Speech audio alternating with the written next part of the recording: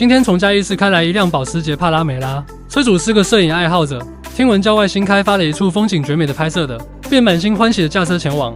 车主开车时没注意，车子快速经过了一个沟壑，连续的颠簸让车身剧烈震动。没过一会，车主就发现车子不对劲，底盘传来奇怪的声响，车身也开始轻微倾斜。车主赶紧联系前店后厂，检查后告知是空气减震漏气没办法维修，只能更换2条减震报价17万新台币。